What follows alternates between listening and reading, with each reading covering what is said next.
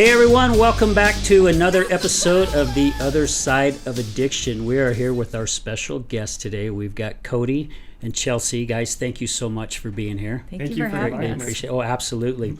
We are here to talk about how choice has played a role in their personal recovery. So this is going to be a really kick-ass episode. I can feel it. See, I'm already getting goosebumps. I can already feel it. And today, I'm honored to have my friend Mel Hobbs as the guest co-host today. So Mel, thanks thank you for being me. here. It's I love being here. Always a pleasure having you. It's always fun being here. Yeah, and we're changing things up a little bit. So now the co-host, I get to sit right next to the co-host. And like I said, I'm always lucky because I'm always surrounded by so many beautiful women at this studio. I'm just lucky son of a gun. Yeah. It's awesome. Down. So guys, oh my gosh. Both Mel and I have met you guys through like networking stuff. And Cody, I don't know, was it a First Fridays or something that you and I met years ago? You could roll the list out of networking events in Salt Lake City, and we've met at every one of them. Pretty much. Yeah. We met a different one. I can't remember. It was a smaller one. Murray one, or I don't remember. Or, yeah. It was just a few people, but either way, that's where we met. Yep. Yeah. That's cool. Yeah. Yeah, and like I say, the connection that I had with Al right off the get-go, I mean, we dove in and just started telling our stories to each other, and it has been a connection ever since. And Mel, same thing. We sat down and we were doing the connection questions and just had so much in common, and we're vibing off each other and feeding ideas off that, we have this, great friendship that stemmed from it, and I'm grateful to be here, so. Well, and again, we're really grateful to have both you guys here. And I remember the day you and I sat down at a coffee shop, and I think we were only supposed to be there an hour, and usually my hour meetings turn into 2 to 3 hours. Yeah. Well, it started with, I got very good time management 4 hours later at the coffee shop. Yeah, no kidding. Yeah, that's me too. Yeah, and the stories just kept rolling, and, we realized how much we really had in common, and like you said, that connection, that's what I love about the networking. Because that's how you and I met too. It's just through networking. You meet so many amazing people.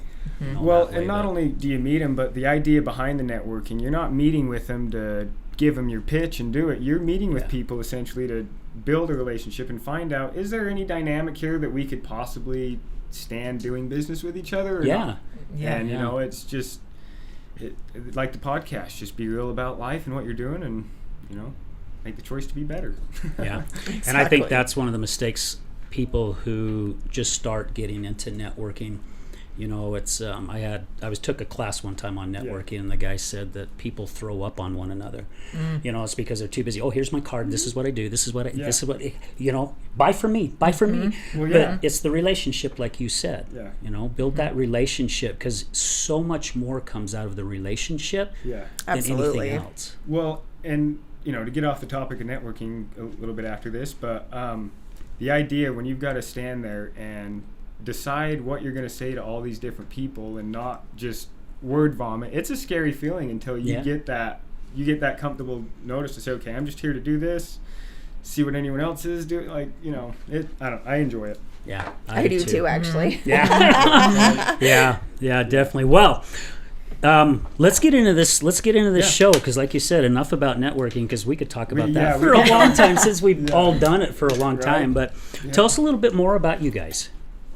Well, can I read my bio? If you want, again, this is like your show, so remember to stay close to the mic. Close to the mic. So let's see, I had met Chelsea in 2011, and I was fresh out of Africa. I had some friends that I grew up with. I says, I'm ready to date someone, and they says, well, I've got someone, but she's sober. And okay, I wasn't, but she came and hung out a little bit, and it was from the first night we met, we were inseparable. However, I was pretty arrogant in the way of, I loved Code Red and Jaeger, and I always had Code Red and Jaeger in a big gulp. And after a couple months, the conversation was had of, it's kind of offensive. You make it hard to be sober. Yeah. And, our relationship kind of took a break there. Well, I was 19 at the time. Yeah. Okay. I was 21.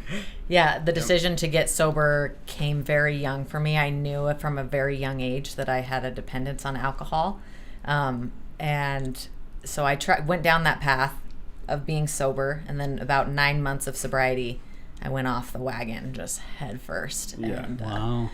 spent the next, 7-8 years trying to convince myself that I wasn't an alcoholic. Yeah. And, was on that hamster wheel for a fair amount of time, just proving again and again that I actually, in fact, was an alcoholic. That you had control. Yeah. Oh, yeah. Yeah. It was just, And after that, like I say, she went back off the wagon and showed up on my doorstep, and I was grateful for her right there.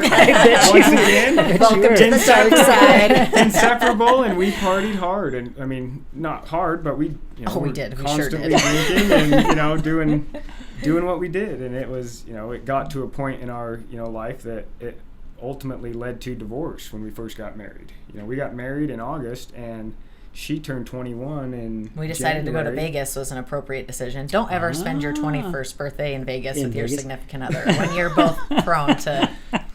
I did Yeah. that same thing, but minus the significant other. Oh, yeah. It was the best friend. It was fun. That weekend was short-lived. We were divorced on the way home. That was kind of. Wow. I got into town. I mean, I spent 9 hours at the Vegas airport throwing up in the bathroom, and I got home. We got home on a Sunday, and I was working in the oil field. I had to do a job in Craig, Colorado. Left Monday morning, and Friday got a call from my brother who lived with us, and he's like, "Dude, Chelsea's aunt's here. She's moving out." Like, and I'd been talking to her, and she's like, "Yeah, I'm done. I'm out of here. We are." And that was January 21st, and by February we had divorce papers, and Holy cow, that was quick. it was quick. Wow. And like I say, and in that time though, not necessarily part of addiction, but emotional understanding. Okay, what I found in that 8 months we were separated was kind of who I was, and I had to step up and be someone that I felt she would be attracted to again. And it wasn't for her, it wasn't for that. I kind of said, well, I'm divorced. Me and my homie, we went somewhere new dirt biking every weekend, and I regained the value of friendship, I guess, and who I was. And we were doing our thing. I think I had a girlfriend, she had a boyfriend, and 9 months later we got a call she was pregnant. So it was kind of a fling deal, and it brought us back together. And from that we have been by each other's side for everything. I mean, there's so many different tangents off that, but sure. To get to my story of addiction, because it kind of came first, and it goes along with the point that if you're going to understand addiction, you have to understand addiction. There's only so many people that are addicts that understand addiction. Addicts understand addiction. Mm-hmm. And for me, we mentioned earlier, it started with pills. It wasn't even pills. It was, I had a group of friends that was sitting around smoking Oxycontin, and they knew I didn't do pills, so they never offered it to me. Well, one night, he says, let me give it a go, Mm-hmm. Took a hit and never thought anything of it. Just kept, averagely smoke. I'd come home, boys would be smoking, we'd take a hit, whatever. And, it wasn't until a couple months later that it was a day like today. It was hot outside. I was in my buddy's car. I had a hoodie on. I had the AC, the heater on. And he says, Cody, what's wrong with you? I says, I just don't feel good. And he asked me, he says, well, how much Oxy you been doing? Oh, not much. Like, I never even bought it myself. I didn't think I'd been doing that much. And he says, oh, okay. And he pulls into a parking lot, and a strange guy jumps in, gives him something, jumps out.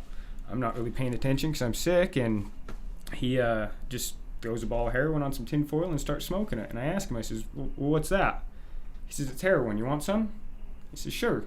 Took a hit. Not 5 minutes later, I had the hoodie off. I had the AC cranked. And I remember him looking at me, and he says, Cody, you were withdrawing. He says, you're addicted. And for me, it set in because, growing up, I had an aunt that was a heroin addict. And as a kid, in that perspective, you're like, well, yeah, just stop. Just stop. Yeah. Just stop. Light bulb came on. You can't just stop. So let's chase this down for a couple more years and see how it stops. Yeah, see where it goes. And from there it was downhill. I moved down to St. George. Really got into some more Oxy, and by that time it was just come home and do drugs. And the greatest thing, well, the start of the greatest thing was I had left some Oxy on some tinfoil in the bathroom when my little brother found it. Took it to my dad on a Sunday morning. Now, I woke up and before everyone else and thought, I had to go get that, and everyone's going to church. I'll wait till they leave. Went back to bed and woke up getting handcuffed. My dad had taken it to the police department, and they came and arrested me for possession, and I went to jail. And I stayed in jail for 5 days. I got bailed out, and the first thing I did when I got out with who picked me up was smoke heroin. And, you know, it was kind of an agreement between me and my dad. He says, well, you know, you can keep working for me, but you're going to rehab for 30 days. So I did. I went to rehab for 30 days, and by that time I had charges. So now I'm on probation, just trying to avoid getting caught again. And within a year, I had violated probation. Now, I couldn't be on probation, so I made a deal with the judge, you know, before that. So my dad called. It was about 5 days before my jail sentence. I had to check into jail. And he asked me, he says, Cody, what do you need? And I says, I need help. He says, what do you need? I says, I need detox. So he put me up in detox, and I got sober with help and went to jail and came out. And I can remember being in jail and specifically thinking the only way I'm going to overcome this, I don't remember what I had been reading. It was a book about perspective. And the only way you're going to change your life is to change your perspective on who you are. And I had done nothing but envisioned life without drugs. I wanted to be successful. I wanted to have a smoking hot wife. I wanted to work hard. I wanted to, you know. And after I met Chelsea, you know, it wasn't until, so I did my jail time, everything was done, got off probation, came home, met Chelsea, and it wasn't until we had been together probably 3 or 4 years. I mean, I knew it once I met her that I was going to be with her forever, but one thing I skipped was my dad made a comment to me right before detox. He says, Cody, he says, I don't know what your plan is here, but there is nothing that God will put in front of you can't overcome. And there is a reason that you are going through this. And what that reason is, I have no idea. I hope you figure it out. Being with Chelsea is the testimony of that reason, because had I not had an understanding of addiction and how little control you have over it when you're unaware of it, we would have been... He would have left my ass years ago. We would have stayed divorced in 2012. But, you know, with that understanding, and, you know, we allowed ourselves to be teachable and to grow, and we always sit down and we converse and we talk about our feelings and who we are and what we want and where we're going, and, you know, we have a great relationship from it. But, you know, it is a matter on choice. Being in jail, I had made that choice to change my life. I was not going back to drugs. Mm-hmm. And I was grateful that I was given an opportunity to essentially take myself completely out of the equation. And I left the country for 18 months and lost all contact with everyone, and came home and got to choose the friends I wanted to be around. And that circle is the same circle I have today. We're all homies. We ride dirt bikes together. We're all in our own businesses together. We're all successful, and it was based on a choice of, you know, surrounding yourself with these kind of people. And I'm glad that you said that, Cody, because when my wife was in the depths of her addiction, I remember posting something on social media, you know, how she was freaking just tearing my heart out of my chest. Mm-hmm. And I wasn't doing it for people to feel sorry for me. It's just I was doing my best to just try to let some emotions out, you know. And one of her ex-best friends kind of got on and was talking about how it's all a choice. And at the time I disagreed. Yeah.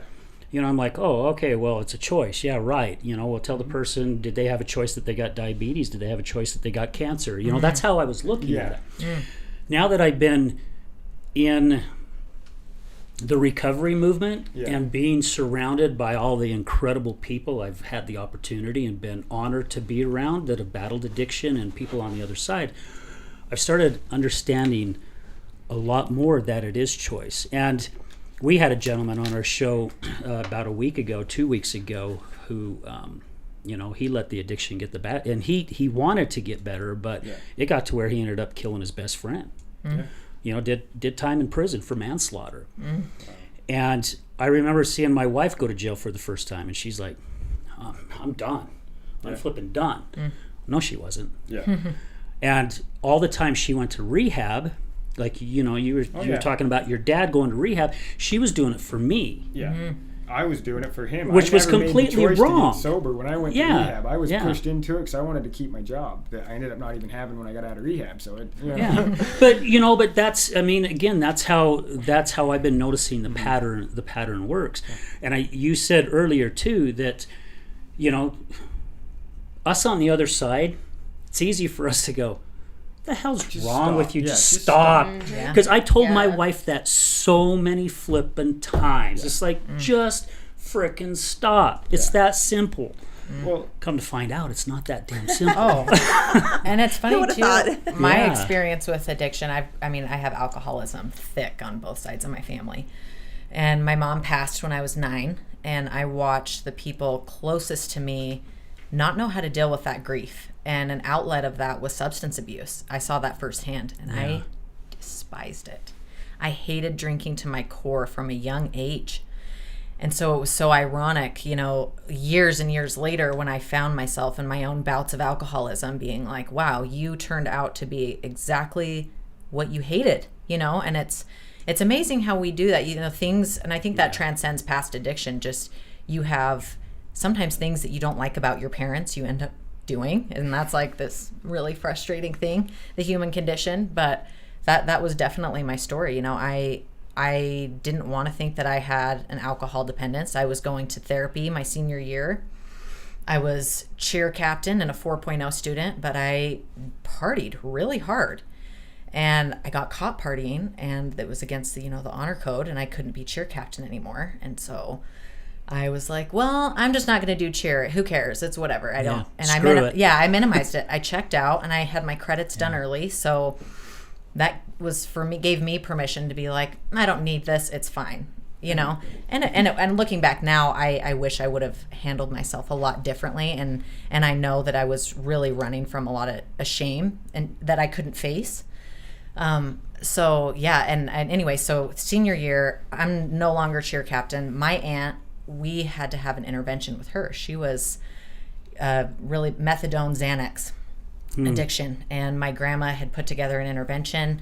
We met with this guy, the whole family wrote the letters, did the thing, intervention. I really vibed with this guy who was also a counselor and a recovering addict himself.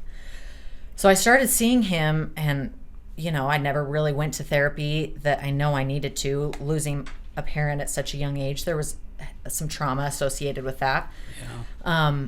But anyway, so I was really liking Tom, going to this therapist, and then about a week before I graduated, I was, giving him some sob story about this or that or the other, how I was the victim, my dad needed to do this, that or the other, and he goes, well, Chelsea, tell me when you realized you had a dependence on alcohol.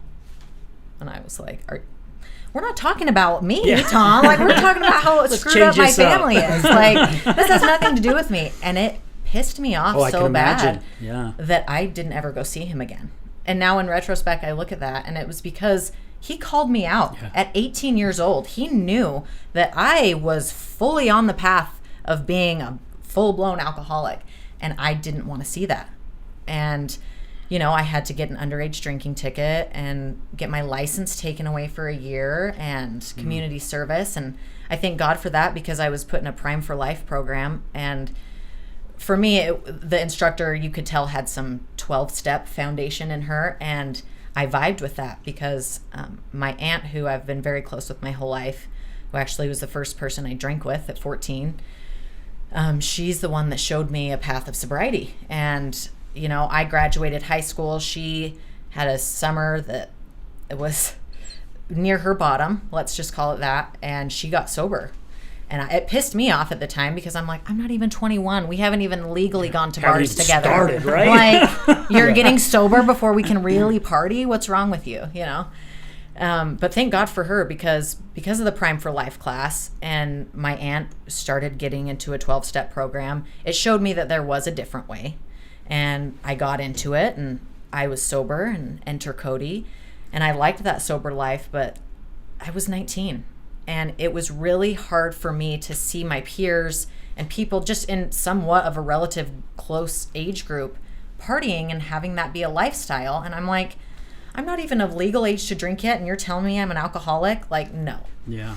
So I convinced myself that there's no way you can be an alcoholic when you're not legally 21. Well, and that's what I have learned by having people on the show, that addicts, they will justify any way that they possibly can to say, no, this isn't me. I mean, I watched a thing the other day. I was just talking to a guy that I work with yesterday, and I was like, I was watching this program, and matter of fact, I think it was with Mallory got up or said something, but anyway, talking to this class, and this girl goes, she's sitting there listening to the story the whole time. You can just see her like, and finally they're asked, so I'm watching your reactions. It's like, I'll never get myself to that point. And the person who was talking going, that's the exact same damn thing I thought. I would never get myself to that point. And you said it earlier how you had it in your family. So my wife's dad was a heroin addict. And my wife could not stand her dad. And he was not allowed to come into our house. I remember him and her mom came over once, and she's like, Mom, you can come in. You need to go sit out in the car. And he went and sat out in the car. Well, 2 days later, he overdosed, died. Heroin. Yeah. And I remember even so many times I've talked about this with my wife. I said, you looked at your dad in such a way, you could not stand the man. And it was because of what he was doing to your mom and what he's done to the kids and so on and so forth. And then she turned around and was just like him. Even though it was alcohol, it wasn't heroin, but it's still the addiction, because the addiction's the addiction. Doesn't matter what kind it is, it reacts the exact same way. Yep. And I said, isn't that ironic? I says, you could not stand your dad for what he did to your mom, but yet you're doing to me what your dad did to your mom. And it really got her thinking, but again, you justify. Yep. So, absolutely. Yeah. That's what I did. I justified further down the road. I mean, as years. We took off, I mean, it was, after I think we had kids, we started, partying, and, as we lived life and made mistakes and, overcame things, and it goes back to a choice, I do we start with July 17th, 2018 now? Yeah. Or Sure. So, July 17, 2017, I was just guilt.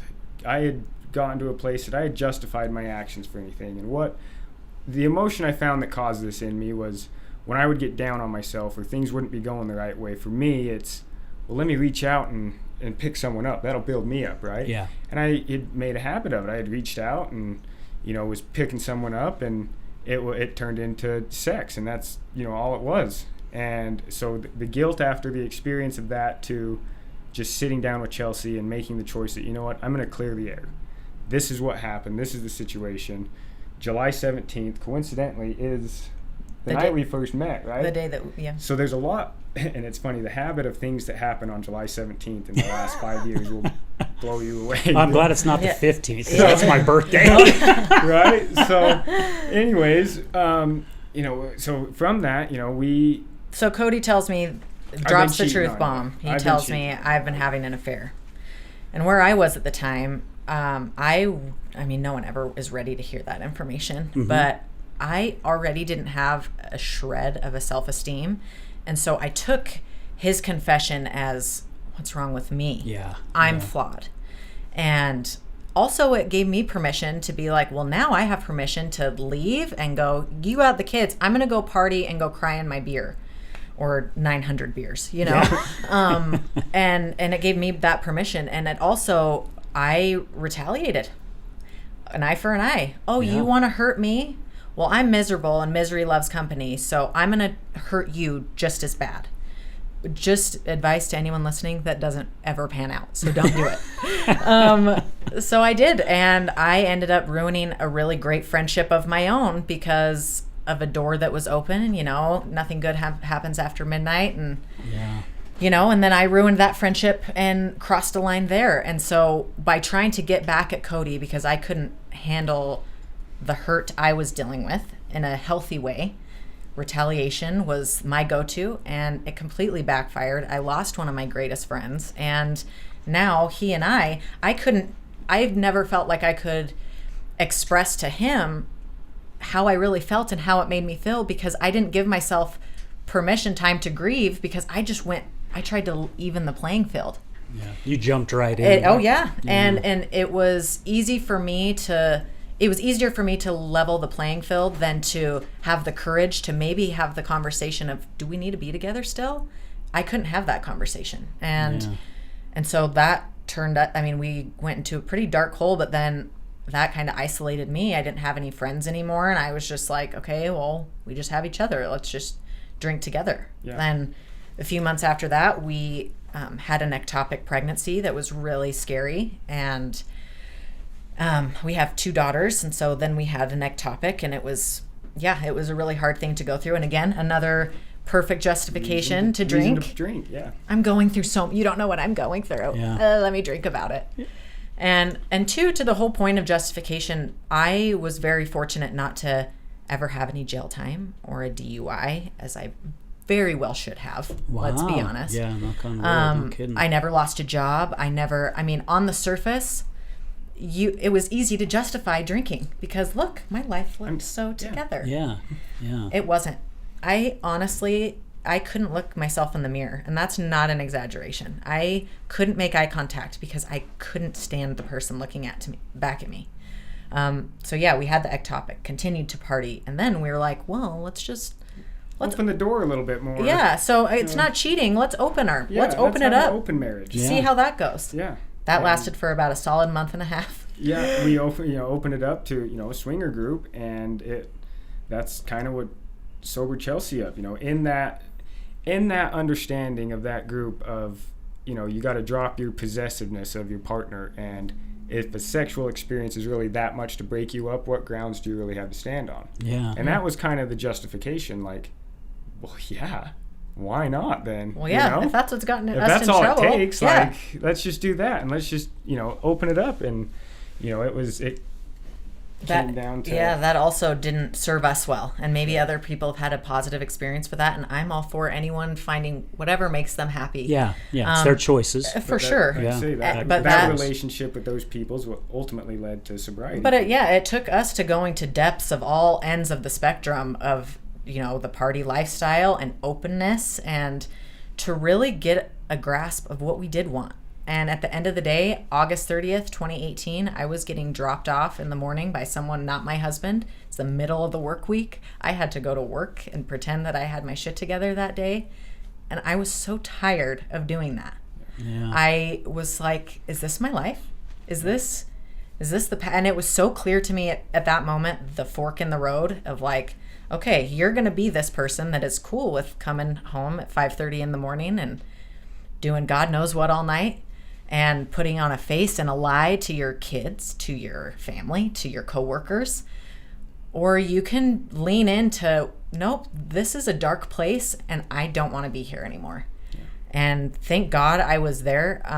For me, God, I've had a tricky relationship with, but in one of my 12-step meetings, they described God as the gift of desperation. And that could have not been more true to me in my life, because that's how God presented himself or itself to me that morning. I was so desperate to have my life look differently than it looked right at that moment. And I was willing to go to any lengths to have my life not be that way and not feel how I felt inside, For me, it was coming to the end of that, I have something that I've been divorced with. I have someone that I've been divorced through and fought back. I never had a phone number. I had to email her work email to try and communicate with this woman. And it all kind of hit that around that same time that, what? I've worked too hard for this relationship that I am not just going to hand it over to someone else for a night. Like, let's do this. And we made the choice. She made the choice to stay sober, and, it all just has worked out better. And that was 2018. Yeah, so you're on 4 years sober now. Almost 4 years. Congrats, that's awesome. Thank you. Yeah. Nice. And I'm May 4th, 2010 is my heroin sober date. May 4th, huh? 2010. And I know that because the day my dad had me arrested from the drugs my brother found was May 4th, 2009. And it was an exact year to the day that I had to check myself back into jail for violating probation because I could not. And I can remember the thought when my mom was driving me to jail, when I was looking at the paperwork and I looked at the 2 dates of first initial arrest, current date, and realized I had wasted an entire year of my life. I had so much opportunity. I mean, I had dirt bikes, motorcycles, trucks, everything. All of it had been repoed. I was just, had wasted an entire year. And I told myself on that day when I walked through the jail doors, I will not waste another day of my life. And, I never looked at it as one day at a time, but I looked at it as do not pass up any opportunity that comes to you, whatever it is. And that philosophy's been great because it's taken us all over the place, chasing an opportunity, something that we would believe would make life better for us together. And, now we're here, and the opportunity we have ahead of us is, we're both self-employed. I've got a great machinery business going, which I absolutely have always wanted to do. My dad sold equipment. My dream was to grow up and be an equipment salesman. I love construction. I love the equipment world. And, Chelsea's able to, her business in commercial real estate, her business partner is her aunt who influenced her to be sober. That's and cool. They are the commercial real estate team in Park City. They're the yin and the yang. They Right? are, they have everything. I think, what'd you say, 90% of it's your guys's? I don't know about that. I don't need shock work. Yeah. Anyways. But yeah, so the opportunity just by making the choice to better yourself, or to, like we said earlier, to be teachable in life. Yeah. Learn from your own mistakes. Dive in and understand your own emotions a little more to find out what triggers you to do this stuff. What is it? Okay, once you identify that trigger, how can you avoid that trigger? For me, like I said, I like reaching out. I reach out and build women up. Well, okay, if I get down on myself about something, my current flag is, or soldier, I guess, my blocker is, do not get on Instagram. Do not respond to someone. Do not like that picture, because your mindset right now would lead, you would tell yourself a different story. Justification again. Yeah, and it's the idea of understanding and recognizing an emotion and what causes it, and just being aware of it, And it's being aware of the thoughts. Yeah. I read a book quite a while ago, and I've read it twice, and it's called Conscious Creator. And in that book, it talks about being conscious to what you are thinking. And it's such a good book because you start realizing, I started realizing anyway, for me, the majority of my thoughts were all negative thoughts going through my head. Not even realizing till I really started paying attention to it. And I love even just the topic about how choices played a role in your guys' personal recovery. Choice plays a role in everyday life for all of us. And it doesn't have to be just in the addiction world.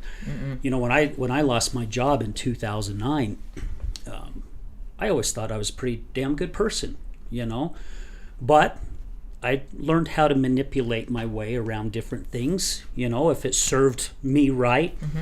Friends, I thought I was a good friend. The more I started thinking about it, I really wasn't that good of a friend. If you called me up and said, hey man, I'm moving this week, I could use an extra hand. Oh, yeah, I'm busy. Well, I'm flipping the remotes. I don't have time today. I've got stuff going on.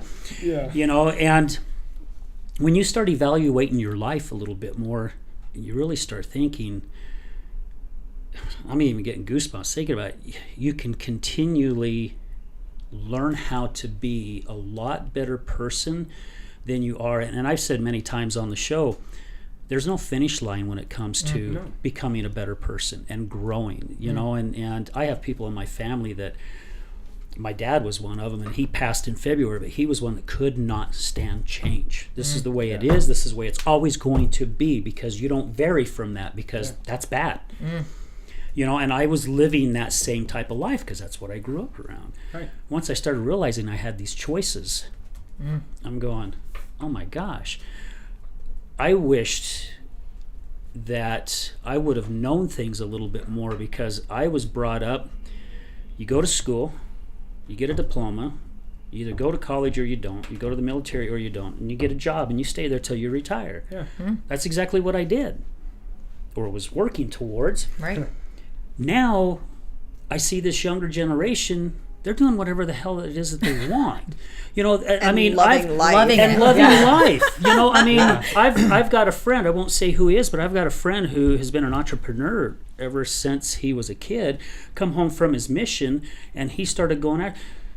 He's already a flipping millionaire. Mm-hmm. And it's because he's looking at so many different ways that he can make money where he doesn't have to answer to the guy up here on the pedestal. And you know, when I worked at the manufacturing plant, the owner was an awesome guy to work for. I mean, he cared about his employees a lot. And then, of course, once the business was sold, corporate came in, and as soon as you make a mistake, they're like, well, shit, we don't need you anymore. Here's our boot. See ya. Yeah. You know, and so the choices I think that we make as individuals every day, and sometimes our choices are not good. I've still made some choices. I mean, since 2009, I've made some choices that I thought was really going to go somewhere, and they didn't. Mm-hmm. You know, and with you guys talking about your past that you guys have had to lead you where you're at right now, I think that's one of our biggest strengths. To be honest with you, because. Go ahead, Cody. So you just have to be aware and open to any opportunity that comes to you. You know, I mean.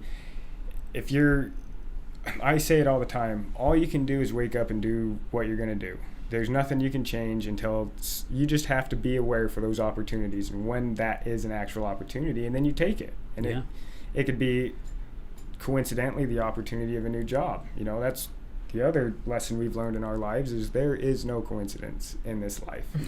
Everything will happen how it's going to happen. There is no coincidence in any of it. It's there for a purpose. But you can choose to see the silver lining in any given thing. I mean, we could talk about some of these things would really, I mean, you talk about cheating or this or that or that, and those can make you they had made me in a very dark place before, but I have now can look at all of these things and go, man, I'm choosing to see the light. How much positive has come from it now, you know, but that's an active choice. I can get caught up in the old negative ways of thinking and being like, well, there's this, and look how bad this is, and where is that serving me though today? And it doesn't. Yeah, and for you to find the silver lining. Let's touch base on that a little bit more when we come back. We're going to stop for a quick commercial break, but when we come back, let's touch on that, because I was getting ready to kind of go towards that, and you were on it already. So, hey guys, stay with us. We'll be right back. Thanks. Have you ever been in a car accident? Do you know what to do after being in a car accident? Are the insurance companies going to take care of you? Hi, I'm attorney Rick Heaton with the Law Office of Bobby Udall. I will help you through the process and answer all of these questions. I give every single client my cell phone so they can talk to me whenever they need. Let me deal with the insurance company so you can focus on getting better from your injuries. Call me at 385-330-0226. Again, my cell phone number, 385-330-0226. Don't call the insurance company first. Call attorney Rick Heaton at 385-330-0226.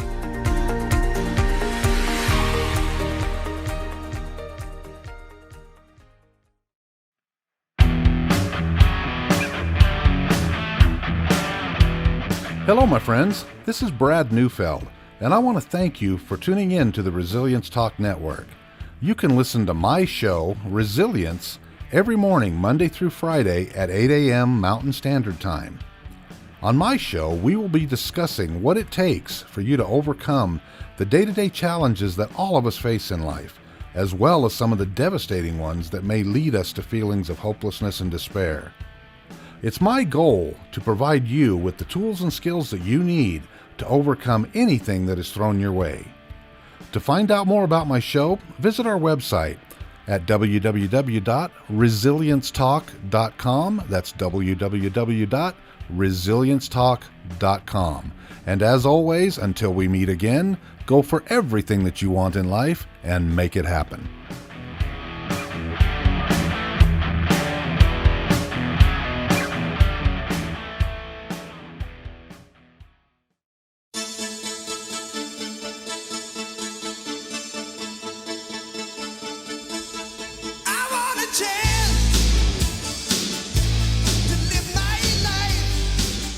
Hey everyone, welcome back to another episode of The Other Side of Addiction. We are here with our special guest today, Cody and Chelsea. Guys, again, thank you so much for being here with us. Thank you. Greatly I feel so grateful to appreciate be it. here.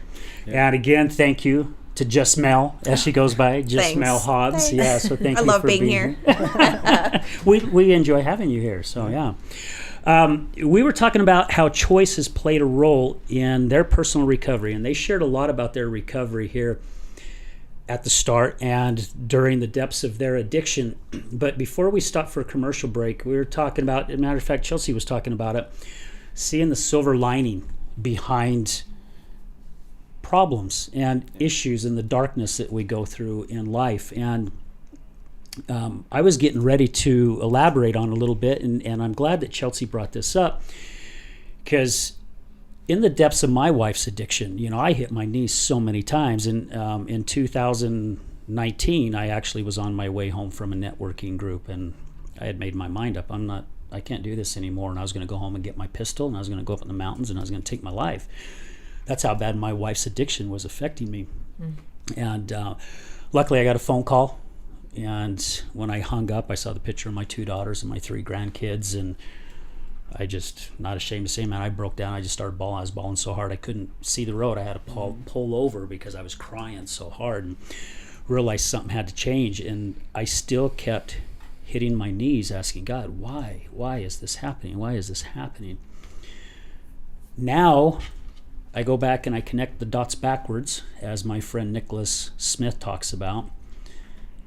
That's why I went through what I went through, because I would not be doing this podcast if it wasn't for my wife's addiction.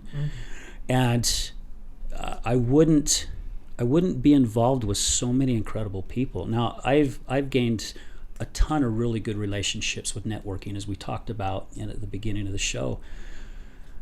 But and I say this when I do my talking events sometimes, that addicts are not the labels that society puts on them. You know, they are some of the most inspirational and spiritual people I have ever met in my life. And that's because they have gone through the darkness. They're not pretending. Yeah. They're not pretending, as I think you said earlier, Chelsea, that my life is great. You know, look at me. I have no problems in my life. But if you stop and really start thinking about it, there ain't a one of us that don't have issues in our life. No. Oh, absolutely. And we all choose to go about it in a different way. Again, we're back to the choice. Yeah. And I am so grateful. I am so flippin' grateful, which sounds totally bass-ackwards, that my wife went through the addiction so I could do what I'm doing right now. You know, and you even said it, if you go back and you look at some of the darkest moments. My and- ex-husband is the reason I'm here now as well. Yeah. Yeah. Well, yeah. And you said it, Cody, there are no coincidences. Yeah. And my friend Mallory, who is right here, who I'm doing a summit with in August, I mean, she's a huge believer on that, and I'm right along with her. There is no coincidences. You and I met networking. Who would have thought you'd be sitting here next to me doing a podcast? I know. We It's met what we talk through, about every time we meet anyway. Yeah. I mean, it's crazy. I mean, you know, even like how I met Mallory, she lives in St. George.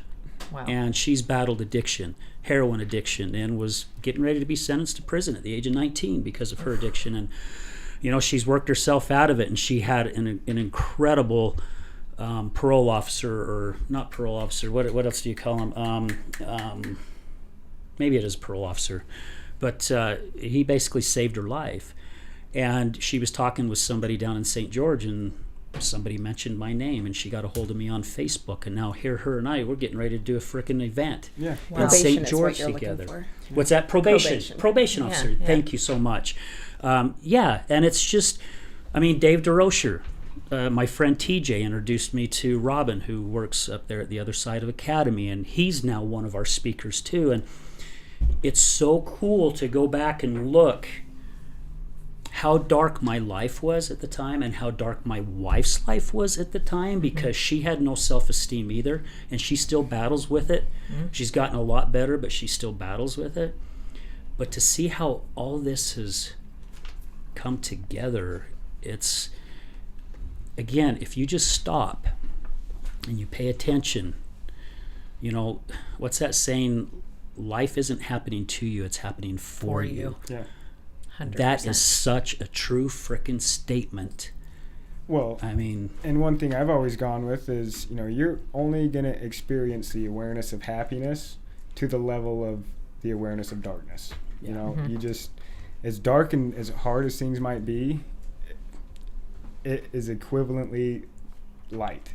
yeah. Yeah. Well, it has to balance It itself has to out. balance If itself we out. allow it, though. Because we can allow the darkness to stay Yeah. with us Oh, if yeah. we choose to. Yeah. Again, it's Oh. the choice, right? Absolutely. You know, and Yes. it's, I was speaking to someone, we had a really great conversation about awareness. I think it was Matt Gibbons, and he says, you know, our whole purpose here is to gain awareness. Yeah. How that's are we right. going to be up in the afterlife in our ghost spirit form, explaining to each other what running feels like without knowing how to pick up one foot in front of the other one? Love, hate, you know, pain, sorrow, everything's all balanced out Yep. through your own awareness. I Yeah. believe. No, and I'm with you. And Matt's very intelligent when it comes to things like that, because Yeah. I've worked with Matt and I've known Matt for quite a long time, and he's really picked up on things very, very quickly, Yeah. and he teaches a lot of that now. He Yeah. coaches a lot of this stuff, and you know, I agree with that 100%. And I think also it's hard for us to understand, and I think this is where society is really kind of pulled away, to where we are so busy trying to get other people to understand our point of view by going, you need to believe what I believe. Bullshit. Let people believe what they want to believe, but also at the same time, it's like, for me, helping, I don't like using this T word, and Matt Gibbons is the one that pointed this out to me. So I worked my ass off to get my wife sober. It wasn't my choice. Also, I don't know what she's going through. I've not been an addict. Yeah. I mean, I've had my stints with drugs, Yeah. but luckily I didn't fall into that hole. Yeah. I was able to either take it or not. Yeah. Now, people who are on the other side, like us, I've had people tell me, well, this is what you need to do. This is what you need to do. You should do that. Using that should word. Another word I'm working on getting it out of my vocabulary. It's like, well, how the hell do you know? You've not walked in my shoes. Absolutely. You know, so it's hard for me to understand what you guys have gone through, what my wife's gone through, or what our family members have gone through when we've not been there. I mean, even my wife has said, I had no clue I was putting you through this until I've heard you speak. Yeah. I had no clue. Oh, yeah. Well, it's because she was all wrapped up in her addiction and her, Yeah. you know, so. Something I want to touch on too is, yeah, obviously I'm much better than when I was in active addiction and active drinking. But that's not to say that just, you know, the day that I quit drinking, everything was magical and perfect between us, because yeah. that's far from the truth. It took a couple of years. If we're being honest, it took 2 years. So the whole first year of sobriety, I'm white knuckling it, right? Just don't drink, you know? Yeah. And to be frank, I quit drinking because I was nervous he was going to leave me. If that was the only reason that I tried to continue my sobriety with, was that driving force, I wouldn't be here sober today. So I'm still sober for me, but what got me in the door was definitely him, right? Yeah. But funnily enough about that is, even though I knew that I was getting sober to save my marriage, you know, after a year, you might get some confidence and you're like, yeah, I don't drink. Well, what are you doing? Or this and that. And I'm very much the type of person that I don't want to be a burden to people, and I don't want to ask for help, so much to a fault. And that will not, that... That's a coping mechanism. Oh, it for sure is a coping mechanism, but it doesn't have any longevity to a good relationship. If you are constantly not allowing people to be there for you because you're like, I've got it, but then you're actually resentful that they're not. Yeah, that was the story of my life. So it took me physically. So we have 2 daughters, and then I had a health diagnosis that we were told we couldn't have more kids. The chances of us naturally conceiving was less than 5%. Wow. The only cure for said health diagnosis is a hysterectomy. So I was going to get a hysterectomy, And then March of 2020 happened, and as the rest of the world went bonkers, I was pregnant, and I'm like, what is going on? It was our first boy, super crazy. The whole pregnancy kicked my butt worse than both of the girls did combined.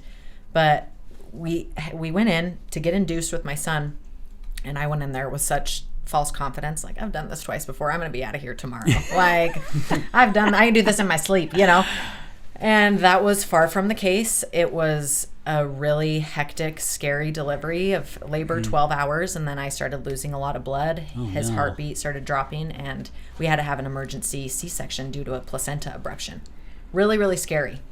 I bring it up because I was so physically incapable for weeks after that. Not to mention I got a terrible uterine infection after that completely just incapacitated me. But it took me, I physically couldn't feed myself. This guy had to spoon feed me, which was the hardest thing for this person, like, who doesn't even want you to help me get something down, you know, like, let alone spoon feed me and help get me to the bathroom. I couldn't sit up. That I had to be put in that state physically in order to be like, well, I need help. There's no fighting it anymore. I had to fully surrender to the fact that I needed assistance from other people. But when I opened my heart to that fact and surrendered to the fact that it's okay to need other people, what beauty I was shown in my own life, not only from our neighbors and people in our community that like came over with dinners and helped, but this guy, that was the most transformative for our relationship because I allowed him to be there for me. Because even though I was sober, I didn't still have at the time any self-esteem, because there was some little addiction monster in the back of my brain that's like, he doesn't really love you. You put him through hell. There's no way someone could love you, you know? And I believed this narrative that I had told myself. And so as soon as I, like I said, surrendered to the fact that, you know, he does love me and I need to let him be there for me, it opened up my heart so much more to where our relationship is now than if me shutting down thinking that I had done irreparable damage in the past and that I had this shame. I used to really confuse shame with accountability. I thought I could shame myself enough, feel guilty about something enough that was taking accountability. Yeah. And I've learned that that's not the case. True accountability for me looks as action and not being that person anymore today, but I don't need to shame who that person was. And I hated who that person was. But now I can look at her 4 years plus ago, Chelsea, and go, man, you were suffering. And that's okay, and we're human. Yeah. And not beat the shit out of her. Because I'm really good at going to that place in my head of just tearing myself down. I mean, I think we all, to some degree, can agree that we're our own worst critic. Yeah, absolutely. But I would take that to the next level, you know, like addicts do. I'm just like, you're the worst, you know? And that wasn't serving me either. And as soon as I started going, no, you're not the worst, but you're not the best. You're here today making a choice to try to be better. And as simple as that is, and it could be corny to a degree, that really just changing that attitude transformed everything for me in my life. Yeah. And, you know, for me, because, you know, this time around, she is sober for herself. It was her decision to get sober. I can't do anything about it other than support her, and she goes to AA once a week. And that, you know, with kids, with everything, like it's set aside. Wednesdays, Chelsea does this is where she goes, and that's all the support I can give her because she's doing this on her own. I mean, we're here to do what we need to for each other. But emotionally, she's getting sober for herself. And, you know, that's to a point I always reiterate this saying is, you know, a man's quick to change their circumstances but never themselves. And you can go from being homeless and not having a job to getting a job real quick, and that changes your circumstances. But with that job, are you still the same asshole? Or have you recognized that, okay, I'm going to keep this job, and in order to do that, I've got to act a certain way. I got to change who I am to ultimately be who I want to be. You know, and I'll say the biggest lesson that I apply to, you know, my business today, because I talk to a lot of random people that other states, they call me up looking for equipment. Without the experience of networking alone, would not be going well for me on the phone. I mean, just being able to open up and just be able to, yep, I'll just spit it out and you're going to accept it or you're not, and then we're going to talk again or we're not. Yeah. You know, here's my, Here it is. You're asking questions about this, here's the information, and you're either going to give me a yes or no. Like, what are we doing here? So, Yeah. you know, you can change your circumstance, but to change yourself, you really have to do some internal work and find out, you know, what it is do you want and what are the blocks that you have, you know, in that regard. And another thing that keeps us, you know, not together, but emotionally grounded with one another is someone gave us the perspective one time that you can't control her life, she can't control your life, but all you can do is control yourselves and where you're headed. So if you look at your relationship as each end of a triangle working towards the peak, and if you can see your partners on the other side doing their best to progress their life to the same goals you have, and you can hold yourself accountable to do the same thing, you know, that's the ultimate dream, right? Yeah. We want to be here. I can see across the table that she's doing But what I'm she not needs going to to be screw here. up the balance of the triangle by trying to jump over to his side. Be jump like, on- you're doing here, it wrong. come. Yeah. Come this way, you know? I mean, Well, and that's what we do a lot in relationships, right? Mm-hmm. We think once we get married or we're in that relationship, I think society has come to believe that that gives us control to now tell you what you're supposed to do with your life. yeah. When it doesn't. And I've been just as guilty. I mean, I've done it. I mean, I've had a few marriages, so I definitely know. Yeah. But each time I've also worked, okay, what the hell did I do wrong on this? Yeah. And this is what I want to do better. And we are our worst critics. And we have to admit to our weaknesses. We have to. That's the only way we are going to make things work with other people, is if we have to accept our own weaknesses, right? Whether 100%. it's an addiction, or whether the way we talk to our partner, or different things that we do. I mean, when my wife tells me, I don't like it, or this is how I feel when you do this, to me, that's my bell going off. I don't say, well, screw you. Yeah. Right? You know, well, okay, what can I do now to help this so it helps her? Because there's things I tell her too, you know, and then also knowing where we're messed up. You know, I was talking to a buddy of mine about 3 or 4 weeks ago, and I says, yeah, my wife was in the kitchen doing something. And I says, I can't remember what it was, but it was just irritating the freaking hell out of me. And I could just feel me just starting to boil and starting to boil and starting to boil. And then all of a sudden that thought across my head, freaking just like hitting a red light, just stopped. Yeah. It's like, she's not doing anything wrong. Yeah. She's being her. I'm the one that has the problem.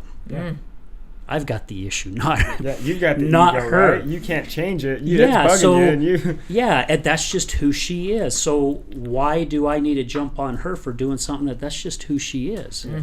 You know. Now I could say, hey, babe, when you do this, it kind of irritates me a little bit, and again, it's her choice whether she wants to continue to do it or. It's also learning that communication to get it out. Yeah. Where, Yeah. you know, you've gone through so much together that you're at some point you're afraid to say something because it's like, I don't know, are they going to receive it very well? Yeah. So Yeah. Hurting the other person's feelings, it's right? finding that communication as well.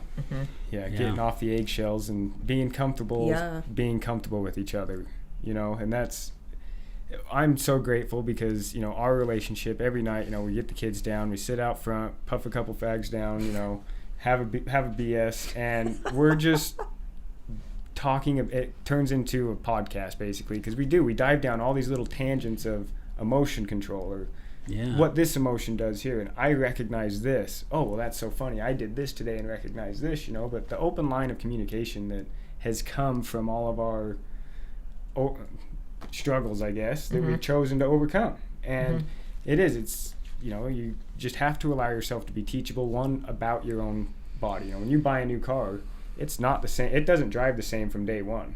You have to learn about that vehicle. Oh, yeah. You know, it's anything. You know, I jump on my brother's dirt bike, and it is the most bent, unawkward thing to ride. He jumps on it, and it's straight. It's great for him, yeah. He's bent it straight. And Yeah. that's, you know, how you look at this, you know, flesh corpse is you just bend it straight. Yeah. You know, whatever is coming up, whatever's faulting you within your own emotion, figure it out and bend it straight. You know, you can make mistakes. I mean, we continue to make mistakes, and we also carry our relationship in a way, you know, there's a lot of, you know, this is my favorite thing to tell. I've got her sister, I got a best friend that's getting married this year, And my one of my other best friends got married earlier in the year that we were able to go out to the sand dunes. It was a very small deal, and our family was part of it, and that was really cool for us. And the thing I tell them is, don't just fall in love and get married once.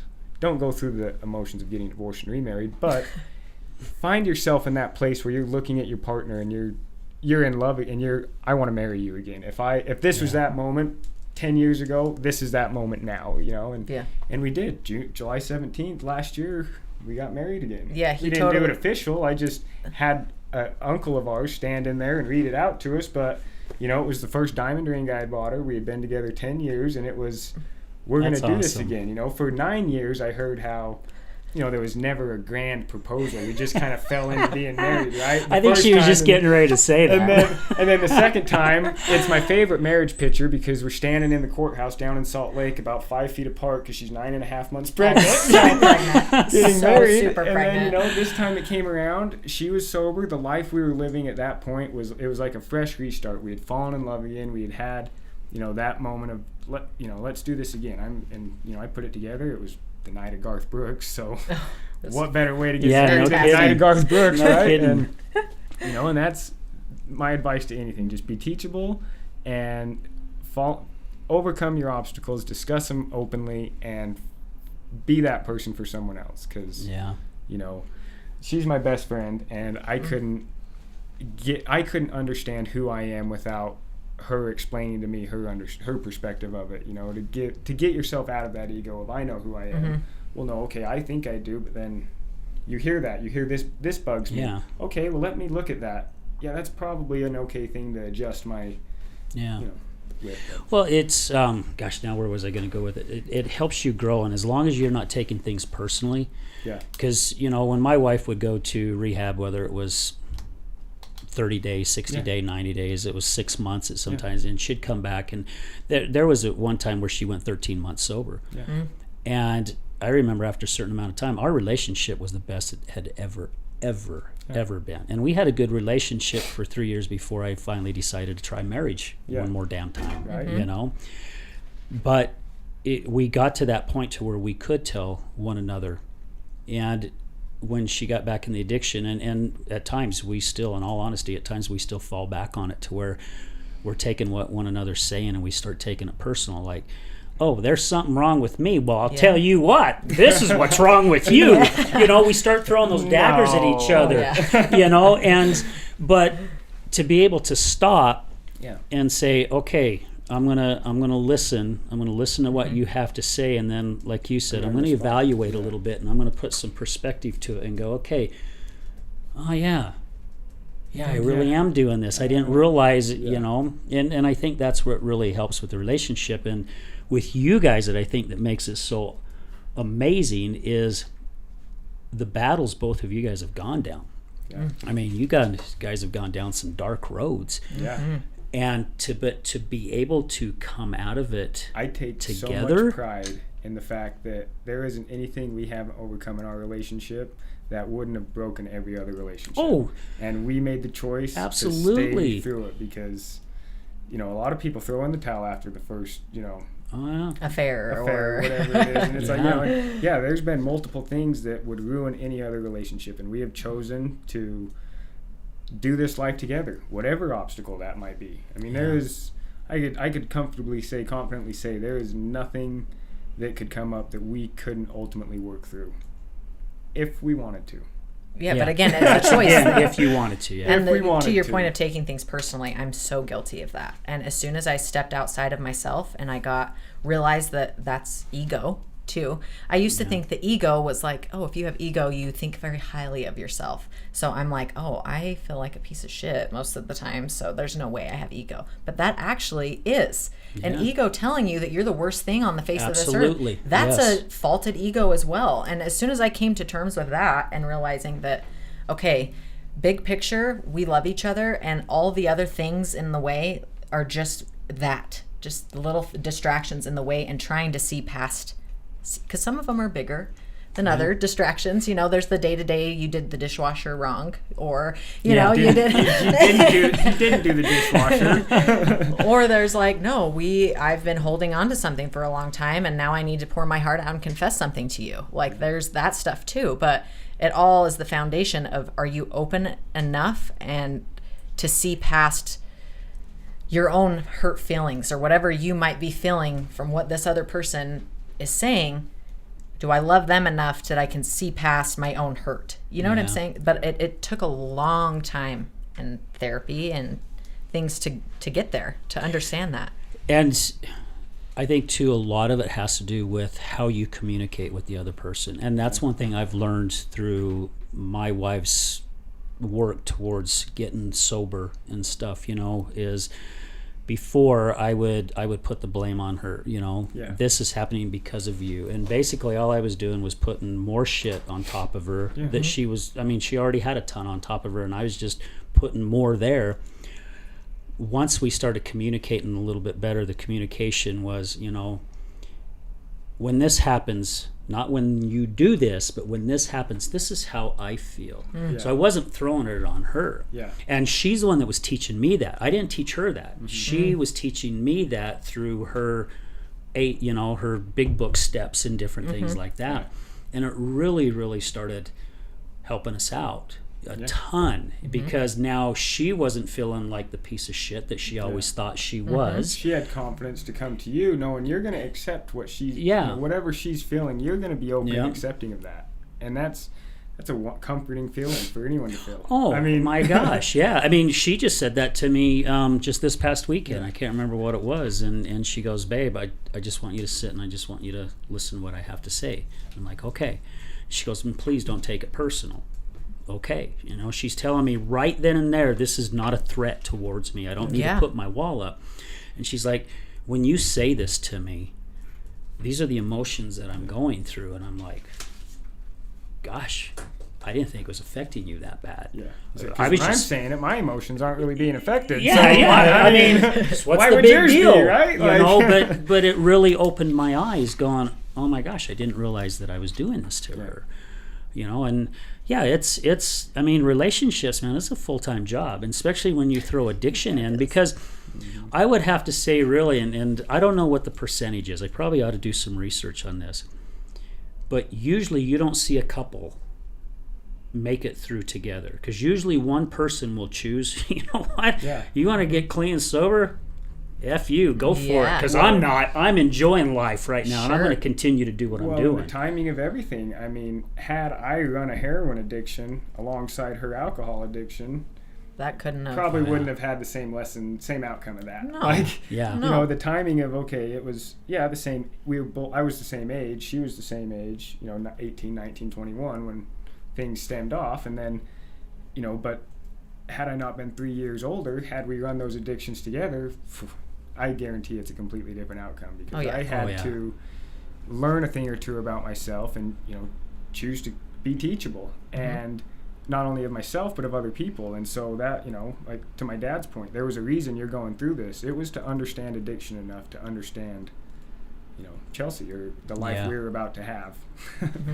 So I think about every day the people that don't understand addiction to some degree, how hard those relationship dynamics must be, because you have someone that's like, I've never seen it, heard of it, what is this, you know? So I just stop. I'm very but again, I can say, like, as weird as it sounds, I'm so grateful that he was a heroin addict, because he understands that component of my personality of addiction and how real that can be, and such a driving force to anyone's personality and just their makeup, you know? So, you know, you don't, when you're a little girl, like, I hope one day I marry a heroin addict. Or I grow up to be an alcoholic. Or I'm going to be a drunk myself, you know?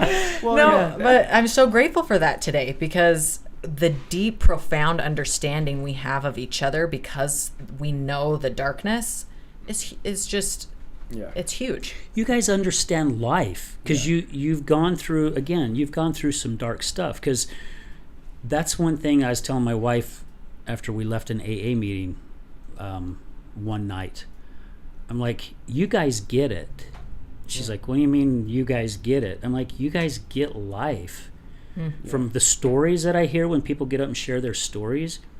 And like, I've been reading self-help books and shit since 2009 and working on myself, and I'm still not where I want to be, and I don't know if I'll ever get there. I've gotten closer, but I'm like, one day an addict wakes up and goes, I have no control over it. No control. This is how life's supposed to be. I'll accept whatever comes my way. I got God next to me, and it's like, holy shit, why can't all of us frickin' look at life that way? Because life is going to happen to you no matter what. It's going to happen. And when you don't have control over it, why is it that us as humans, why do we waste so much of our frickin' precious time and happiness on trying to control something that we can't control, instead of just letting it be and letting it go? Going with it. I mean, it's construction 101. Nothing ever goes as planned. The better your crew can learn how to roll with it, the quicker you're going to get in and out of there. Yeah. Nothing's going to go to plan. What do they say in AA? Let go, let God? Oh, absolutely. And that is such a true statement. I have figured and out. Accepting life on life's terms. I mean, and especially for me, you get some sobriety under your belt, and then you're like, you kind of get a little like on your high horse a little bit, and then people are doing things, especially if you come from a family like I do, where there's still a lot of active addiction and alcoholism running rampant, and you see that taking place, and me over here is like, I see the light, like, come see it, Let me hug you. But that's just not the way it goes. And I was putting myself through so much torture by trying to get others to see it how I see it. And at the end of the day, why? Yeah. Maybe they never will. And that's okay. And I don't need to base how my beliefs or how steadfast I am and what the things that the values I have. I don't need to stand it on a soapbox, to get that out, because at the end of the day, people are going to hear it or they're not. Yeah. And it, at a time in my life, was very maddening when they wouldn't just hear it and you want to shake people, or just basic things like driving on the road. Like, why are you tailgating that person? Why are you? And bottom line, because they are, and that's reality. And as soon as you realize that other people aren't here to obey your will and be the function that you've assigned them to be, then you can just kind of go, we're all just here floating around. I was hoping she was going to get to her analogy of it. It's, why have an expectation of a one-legged man having an ass-kicking contest? They're incapable of it. How can you how can you have an expectation of someone who might be incapable of that, of what you're expecting them to do? And that just, back to choice, right? We talk about what we don't have control over is most things, right? Pretty much. So as soon as you realize the power of choice of the things you do, like just your attitude and your response to things and how you want to see the world, start there, because at the end of the day, sometimes that's really all we have is how we've interpreted all the shit that just went down in our day, that really you can't control the traffic or someone's response or anything. You have to just go, okay, what do I have control over? And it's how I see the world. And for me, I'm a lot less tortured soul going to bed at night thinking that people are all flawed human beings, but there's beauty in that. Then we're all flawed and everyone's an asshole. There's you can look at it both ways. So yes, I don't know. We're all flawed and everyone's an asshole. We're all assholes in a way, I guess. Sure, yeah. Because I'm working on that with. I have a hard time with people driving. Yes. And my wife has made it very, very clear to me. Or people driving slower than you, just not as aggressively. Some of the bullshit moves that they make, like people with no turn signals and people that pull in front of you and you honk just to say, hey, I was right here, and then they're the ones that flip you off like you're the asshole. It's the zipper method. The zipper method. It's the zipper method. Okay, touch on that. What's the zipper method? You don't know the zipper No, I method? do When not. you're merging, I'm assuming that you're talking about one at a every time. other one. One Okay, at a time. got it. You don't got to slam on the brakes and let 3 cars go. You just follow just suit follow one at a suit. time. So I think it was last week I was having issues with the traffic, and my wife says, "Thank you." I look at her like, "Thank you." She goes, "You know how many times you've sighed, let out deep breaths?" Because I'm working on, because I can't control it. Yeah, you can't. You know, and it's like, I'm expecting, and she brought this to my point. She's like, "You're expecting everybody to drive like the way you drive. Ain't gonna happen, babe." And I'm like, oh my hell, she's so freaking right. You know, they're not going to drive the way I drive. I think I'm a pretty damn good driver. You're not better than me. I'm the somebody might not think so as well. It's Right. like, you're the asshole. You don't know how to drive. You should drive like me. Yeah. You know, so I've been doing better at taking really big deep breaths and sigh, kind of like a duck shaking, shaking its feathers and quack, quack and go off. That's progress, though. That is progress, yeah. right? Yeah. Yeah. Well, guys, we're going to stop for another commercial break. We're going to be right back to wrap this thing up, so stay with us. Good morning, this is Leticia with Computer Hospital. We are your computer repair experts for both PC and Mac. We are your community resource for all of your computer repair needs. What makes us different is that we want to fix your computer. We also do free diagnostics. We charge a flat rate labor, which means that you won't pay by the hour. All of our computer repair is done in-house with a fast turnaround time, and same-day service is also available. Feel free to stop by anytime without an appointment. We're located in Sandy at 8721 South State Street. Again, that's 8721 South State Street, or call us at 801-987-3993. Again, that's 801-987-3993. This is Leticia with Computer Hospital, and we look forward to seeing you soon.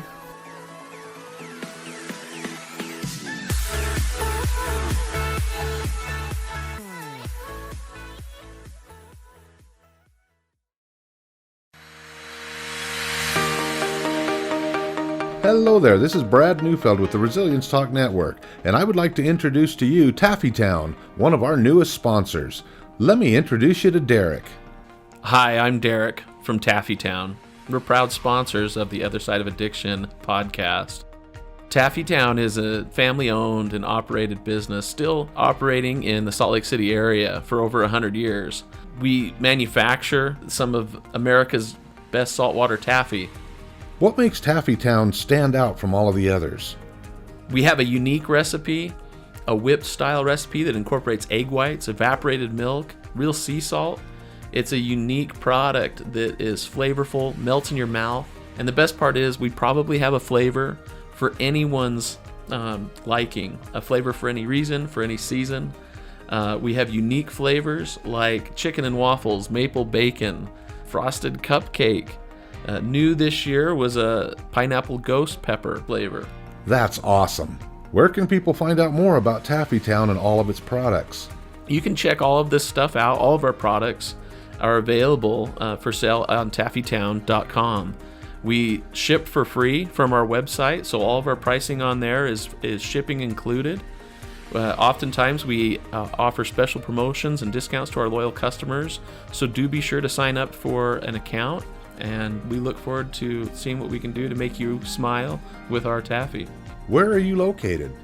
We are currently located at 9813 South Prosperity Road in West Jordan, Utah, just at the foothills of the Copper Canyon mine. Derek, taffy has always been a great gift to give. What are some of the creative ways Taffytown can help say thank you to others?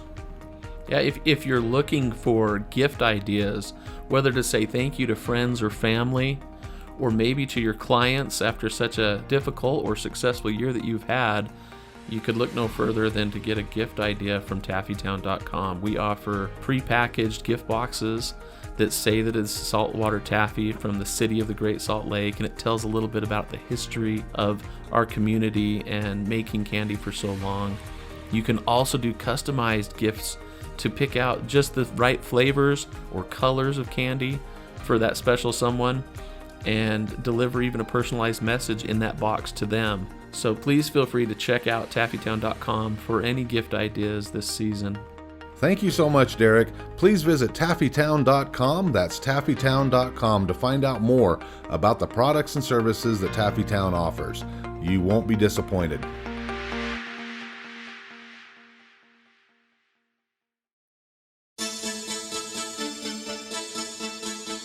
Do you know someone who's gambling with death due to an addiction?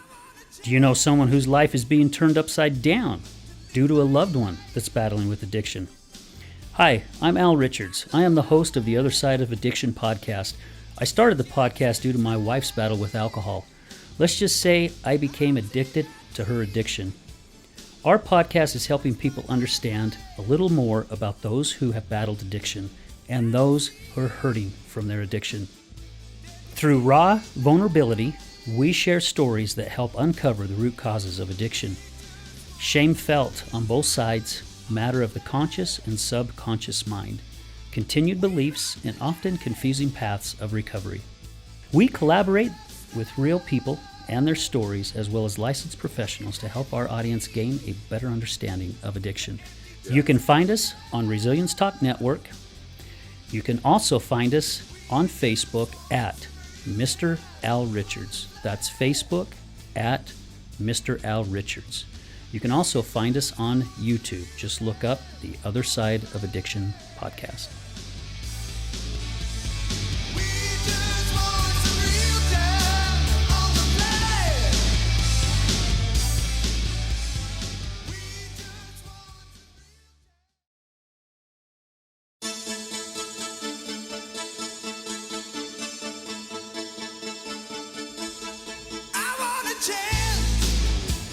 Hey everyone, welcome back to the Other Side of Addiction. Again, we're here with our special guests, Cody and Chelsea, and our lovely co-host, Just Mel Hobbs. So guys, again, thank you for being here with us today. This has been a kick-ass show. I mean, it really has. This has been some really great information, and I wish I would have wrote some of it down. That's all right. Well, you'll get the link to the show. So yeah, and we can even. I mean, Brad is so good. If you guys even want like the uncut version, to where he just sends you the audio and you can go in and take notes or do whatever. Yeah, right on. You're more than welcome to. But you know, I'm very blessed and I'm honored to have both you guys in the studio and to have been given the opportunity to get to know all of you. Actually. You know, we've talked about it in the show that there are no coincidences, and I'm a big believer of that, and I think all of us are in the studio. Just to see the relationships where have gone and the friendships that have been built. I mean, do we call each other every week or once a month? No, it doesn't happen. But that friendship, to me, in my eyes, the relationship's still there. Yeah. You know, either of you could call and need a hand anywhere, and I mean, it's. Yeah, I'd drop everything and come. With you, Mel, any of them. Yeah, I mean, it's who I enjoy being as well. Chelsea gets annoyed when you get that midnight call that someone's got a flat tire and you're the closest one. Yeah. And you gotta go do something, and she's like, "You're doing what?" And I go, "They called me." So I mean, nice. I got to be the one that goes, right? Yeah.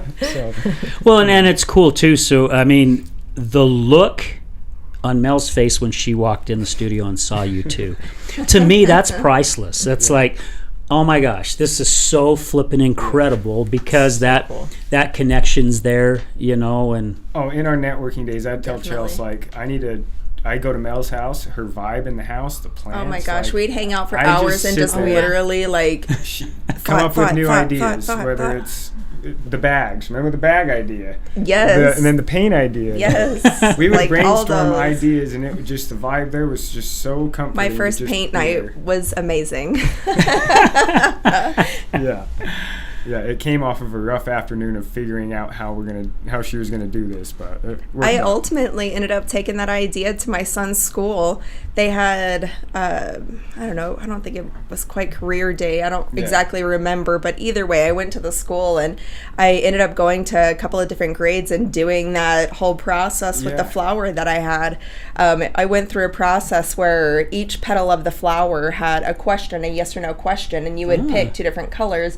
You'd either paint it the yes or the no, and at the end you'd circle up, I had all the kids circle up, and you'd look at all the flowers and see how different they were. Although we answered the same question, look at their yes and their no. Nobody knew the difference of the yes and the no. It's just the fact that they were all different. Like my petal right here is this, but theirs is like, everybody's is completely different. And I don't know, it's just one of those like little things to help the kids understand, you know, like we're all different. We're here doing the same thing, but we're completely different. Yeah, we're all completely different. I really love that because our friends at Matter Behavioral Health, who are platinum sponsors here, they have a thing, and I think they call it the butterfly walk.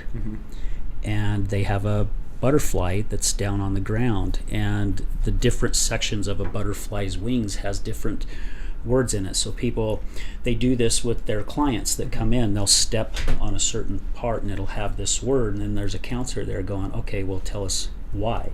And they give them their why, and then they're like, step to the next one that feels most important to you, and then they'll step to another one and it has the reason or something like that.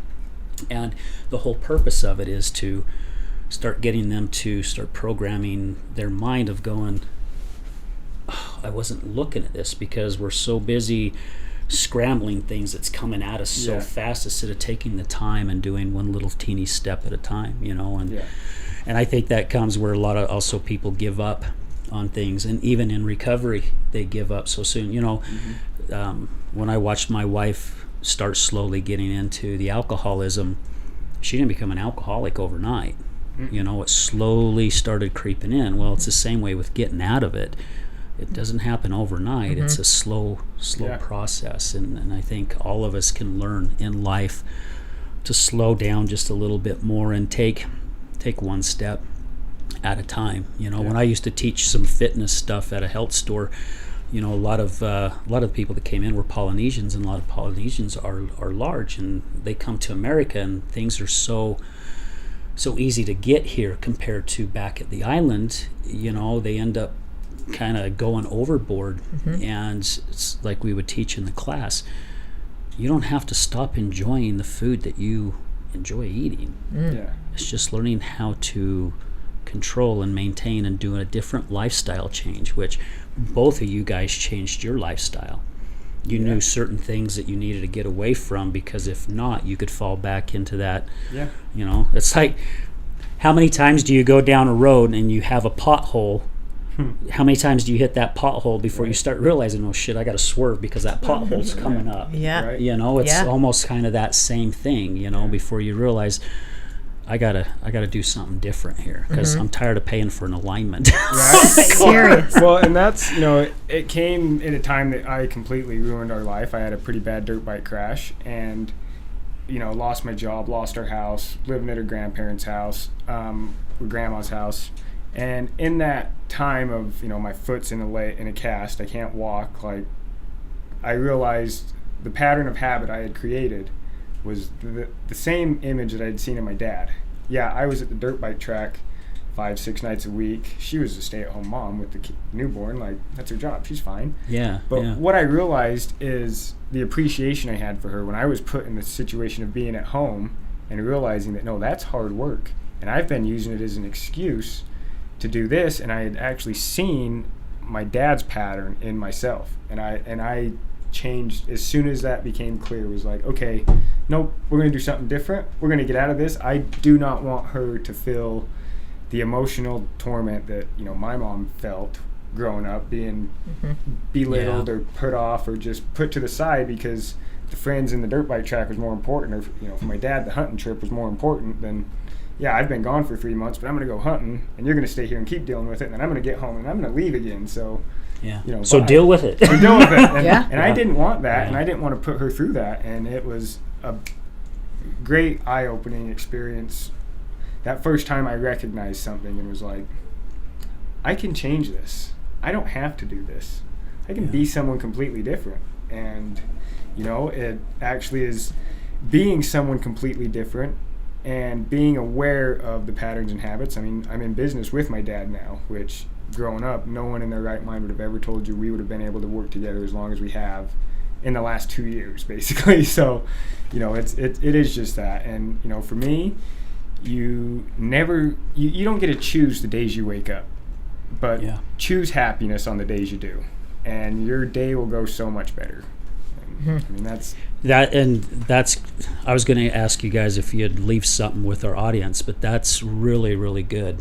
I mean, it's awesome. And, you know, like I said, I just turned 59, And my wife teases me, calls me old man. It's like, I ain't old. And now my body tells me different. You know, a lot of things I used to do, man, you know, I may get off the couch after I rust like within 30 seconds. And then I get up and I'm all bent like this. It takes me a while to spray some WD-40 on me. But I've had some good friends who haven't made it to this age. Yeah. You know, so I feel very blessed that I'm 59, and I've had some people say, gosh, you're a year away from 60. It's like, woohoo, all right, man. Yeah. I don't care. Right? You know, because if I've made it this long, I'm very blessed and grateful that I've had this opportunity to be here this long, because I've got some other people that I wish was still here with us, and they're not. Mm-hmm. So, and I don't know about for you, but same way. Yeah, I'm 33, and I far exceeded a few friends that I have that didn't make it to C21. Yeah. I mean, heroin's a tough drug, and you know, I relate it to people that when you have an addiction, you basically diagnose yourself with cancer. You are either going to die from it, you're going to go to jail, or you're going to get over it. Yeah, There's you only have no other real choices. outcome to that. Well, and again, it goes back to what we talked about at the beginning of this. It's all about the choice. Yep. You know, which do you choose? Yeah. You know, do you choose to say, I'm tired of this, you know, and the turmoil. I mean, I think you said it earlier in the show, you know, gosh, my wife went in and out of jail I don't know how many frickin' times, and she's like, I'm tired of this. Well, then frickin' change it. Stop, right? Just stop. But again, I'm not understanding, you know, I don't understand the whole. To stop. Yeah. You have to decide to but, stop. you know, change it. You want something to change in your life, you've got to change it yourself. And it's as simple as being willing to look at something from someone else's perspective. Yeah. Because when you see something and it's just irking you, but then you can step back, and how does he see it? You know, well, he sees it from a different angle, and it's beautiful. So let's look at that for a sec. Let's look at it in the beautiful side instead. You know, we don't need to stand on the downhill side. Let's stand on the uphill side of it. Well, it's like that cartoon or that little thing that they have where one's a 6 and the other's a 9. Yeah. And you got a guy over here and says, no, that's 69. That's a 9, you got a guy over here. No, that's 96. Yeah. You know, I mean, really, that's how it is. Yeah. And they're both right. And they're both right. Yeah, exactly right. Hey, so, is there something that you guys would like to leave? I mean, what you just shared was, I thought was kick ass. You never get to choose the days you wake up, but on the days you do, choose to be happy. And that's, some people might say that's impossible with my circumstance. Well, look at your circumstance and look at it a different way and find the happiness in it. Well, and if it has to start from the smallest things, as just waking up and being like, oh, I have breath in my body. Yeah. I have breath in my lungs right now. Like, and that sounds but sometimes when you feel you have nothing, and believe me, we have both felt like we've had nothing. Spiritually, emotionally, I mean, we've financially been in hell situations, but buy a dirt bike. You can choose something positive from it if you have the openness in your heart to see it. Though you have to have some openness. I didn't choose to get, you know, sober. I feel like I did to a point, but I have so much support around me and my own relationship with a higher power that's continued to help me make that choice easier, but it's most definitely not done on my own, I would say, for sure. Yeah. Well, I do believe we all have to have a support and even like a higher power. Mm-hmm. Of whatever that is. Whatever it is. And again, you don't... the only way you justify, you know, coincidence. Yeah. Just know that I'm not the one running the ship. Yeah. Like, I don't have to just define and, you know, write scripture to what it is that I believe, but it's enough for me to know that I'm not running the ship today. Yeah. But you can choose who's on that ship, exactly. though. Absolutely. Yeah, you can definitely choose who's on that ship. Mm-hmm. Because I just posted something on Facebook this morning about something on the ship. It's like, you know, be careful who you choose to get on your ship, because some people wish they were the captain, you know, and they could screw everything up. Some people want to see it at the bottom of the ocean. Who knows? Yeah. You know? Yeah. Oh, yeah, absolutely. I mean, you know, that's been the good thing about overcoming addiction is you do recognize this person. You know, I have a kid that was best friend since I was 8 years old. About the time we were 28, he wasn't serving me anymore, and it wasn't going to go good if we continued our relationship. And it was that decision of, I'm not going to apply my life to his. It was hard, but people that don't serve you, eliminate them. Yeah. Well, and again, like you said, it is tough because my wife and I, we've done that. We've eliminated some people from our life, and it's because that's not the road that we want to go down. You know, we want to better ourselves, and you know, I know you have a lot of stuff going on in your life, Mel, and I know it's when you make that choice and say, this is who I'm going to become, and as long as you work towards that, you really do start seeing things change in your life where the right people start showing up, right? You know, Doors open. Yeah, Different doors open. Yeah. Just opening your mind to something different. Yeah. And some people are only here in our lives for a very short time, and that's okay. They were placed there for a reason. And then there's other people who are here I'm for grateful for that. a longer period of time, and that's their purpose of being here. you know. Absolutely. So, yeah, God has a funny way of placing things, and people placing things in your life that's what's made all this possible. Right? Absolutely. You know, I mean, seriously, here I'm getting ready to do a summit here next month, and I'm doing it with two other people that I didn't even know over a year ago. Right. You know, and But here we are. We're going to get you up. saw the opportunity and you took it. Yeah. Yeah. And sometimes I've had opportunities and have taken it and it didn't work out. Yeah. But You didn't not try. Does led it to the still next gave thing, me though. something. Yeah. Yes. It still gave me something. If you said it, if you go back and you look, and again, I love bringing up Nicholas Smith when he was here on the show. You start connecting the dots backwards. You start seeing things differently, and you start understanding.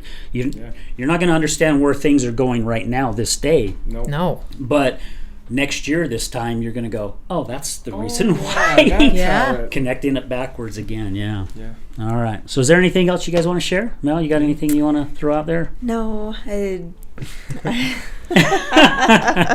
got nothing. I got nothing. She's been like a sponge today. She's been absorbing a lot of Definitely. stuff. She's got a bunch of notes here, and I think we talked about it before the show. This is my therapy Right. every single absolutely. Thursday. Yeah. I Well, get so much out of this. Thank you so much Thank for you. providing the space, and I think people need to want to be vulnerable, and there's a collective yearning for that, Yeah. to hear that we all are human and flawed, but that doesn't mean that we're damned. Right. That Yeah. we all are just here trying our best, and I just appreciate you giving us the ability to be here and just providing this outlet for us, because Oh, absolutely. Well, and there's someone that will hear this show that could be in the same spot you guys were in a couple years ago, and go, oh my gosh, if they can do it, so can we. Yeah. Well, You know. and in the choice of happiness, sometimes that choice isn't we. Sometimes it's not. And it's what's making you happy. What's going to be better for you, not. I don't want to talk someone into keeping themselves in a bad situation. Yeah, Right. for Yeah, sure. absolutely. Wake up and yeah. choose happiness, and what does that look like for you? And then just hold on to that for a day and see what tomorrow brings. Yeah. You know? Yeah, because the long road will tell you which direction you need to go. Absolutely. Definitely will. All right, hey guys, this was a flippin' kick-ass show. I mean, this was really, really good. So again, guys, thank you so much, all of you, for you. being here. And we just want to say thank you to all our many, many sponsors, our plethora of businesses that believe in what we're doing here. So guys, thank you so much for believing in what we're doing, believing in our cause. Thank you, Matter Behavior, for stepping up and really, really helping us. I want to throw out a thank you too to Siegel Printing with Jeff and John for coming up with our kick-ass signs here. So this is actually the first episode we've done with the new sign up, and behind that sign we've got Brad kick-ass sign, the Resilience Talk Network. And guys, when you see one of these episodes, please share it with just one friend. That's all we're asking. Please ask them to like it. Ask them to subscribe to our YouTube or Podbean. We're on all the platforms. Just ask them to subscribe, because it really, really helps us out. Brad has really been busting butt behind the scenes, helping us get to where we're understanding social media a little bit, and we've got Thrive, who is helping us. We want to say thank you to them for all the stuff that they're doing for us to help us build this thing, because we just want to continue to grow and have incredible people like Cody and Chelsea and Mel on the show and helping us build this thing. And if it helps one person, man, everything we've all gone through it was worth it. So, Absolutely. yeah. We're going to leave with this as we do at the end of every show. Remember, addiction is giving up everything for one thing. Recovery is giving up one thing for everything.